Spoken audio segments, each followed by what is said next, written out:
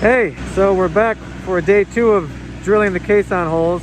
We finished a big hole over there by the tree, and now we're on to hole number 5. We've got 3 holes left to dig. We got this as basically as close to the wall as we can go. Right next to the house and right next to the window right above it. I was so worried it was gonna smash the window, but it didn't. There it is. There's the backyard.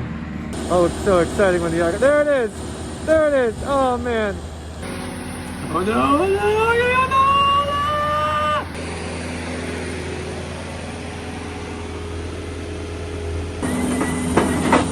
We're on the last one.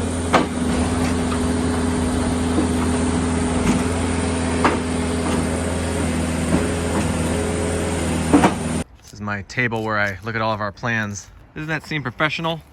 Baby towel as a rag.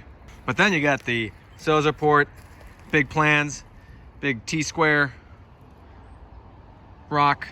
So what did we learn today? It was a lot of work getting that big digging machine into our backyard. But you know what? In the end, it was worth it. It dug those 7 caissons in 2 days, which probably would have taken a bunch of guys hand digging, maybe 2 weeks. I don't even know how you would hand dig 30 feet. Maybe with a hand auger, manual thing that you just turn.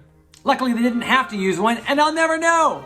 My only concern now is that we have 7 30-foot holes in our backyard, and we've got 3 kids and a dog. The dog I'm not so much worried about, though. I think she would not fall into a 30-foot hole. But the 3-year-old, so I put plywood boards over each hole, and that cost about $200. Lumber prices.